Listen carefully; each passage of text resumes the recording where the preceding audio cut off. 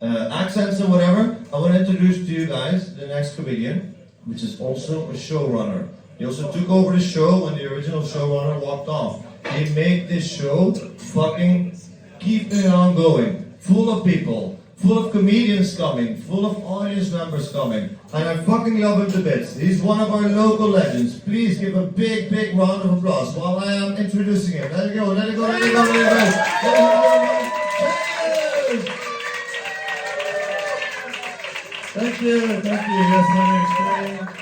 My name's Teddy. I'm much like Joel. I live 200 meters away, so we are absolutely sort of defined by our laziness, basically. I just want to say, normally there's a bit of a jockeying to see who goes on before Francois because of his TV. It's pretty disturbing. And actually, Francois, I got some bad news for you. I've been seeing your girlfriend on the side.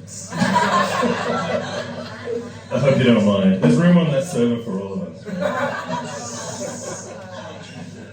So, we're in Barcelona. Who's here? Who's come from Northern Europe to come to Barcelona? Is anyone here? Yeah. Did you come for the heat? No. Thank God. It's been fucking cold, right?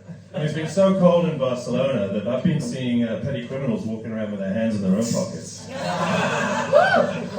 So cold it is. But look, I've lived in Barcelona for 5 years and I've never been robbed once.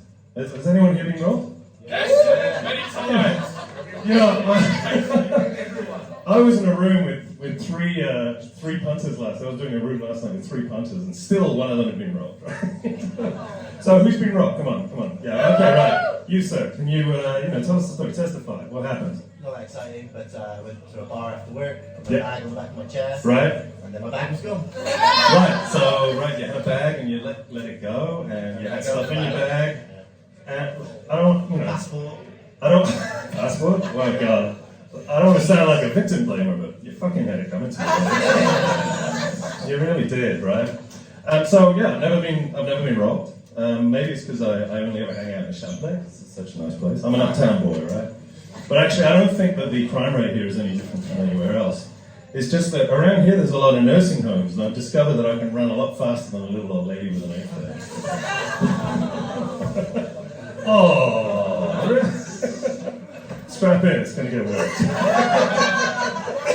But, the other thing is, this is pretty much how I walk around town, alright? So, first of all, I probably, I sort of describe my fashion style as like shabby daddy chic, right? So, there's something about me that just doesn't look like I'm worth robbing.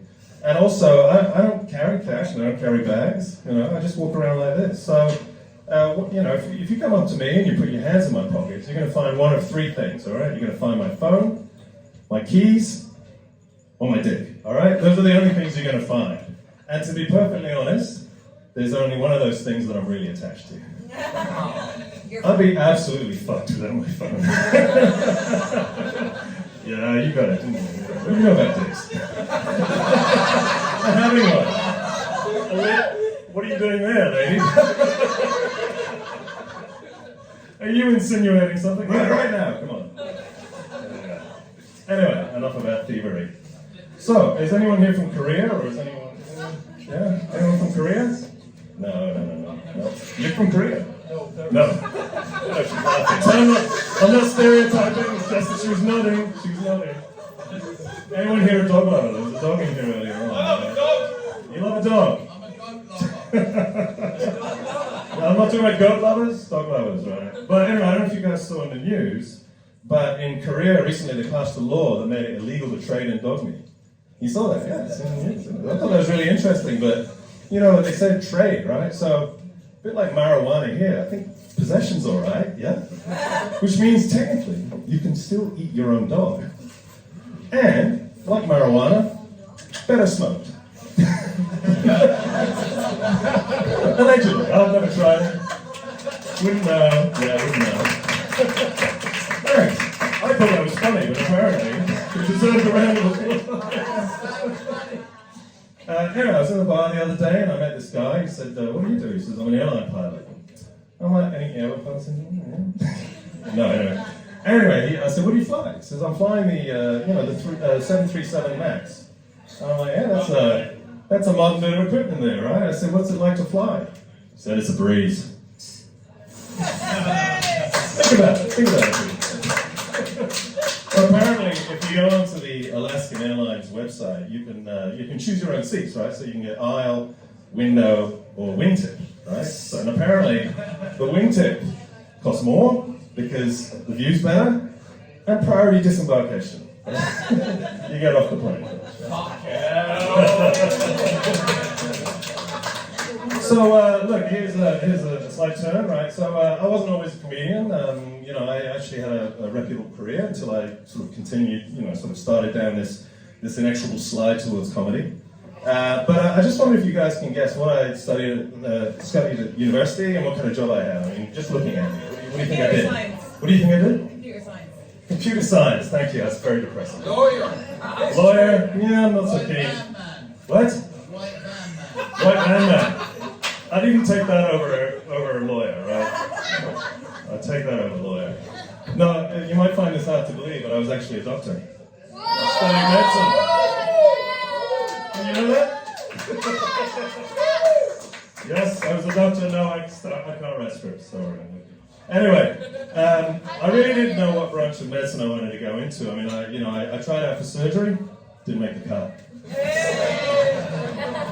I thought about doing the exam to become a gastroenterologist, but unfortunately I forgot the joke. Oh, I didn't have the guts, that's right, I didn't have the guts. Then I thought about being a proctologist, couldn't be asked. So finally I settled on psychiatry, but the problem with psychiatry is the patients can be incredibly manipulative at times. I'll give you an example. I was in the emergency room one day, seeing this guy. He really wanted to come into hospital. He was known to us, he was a dickhead. He just wanted a bed for the night. And I said, no, I'm not admitting you. He said, listen, Doc, if you don't admit me to hospital, I'm going to go home and I'm going to kill myself. I'm going to make sure everyone knows that it's your fault.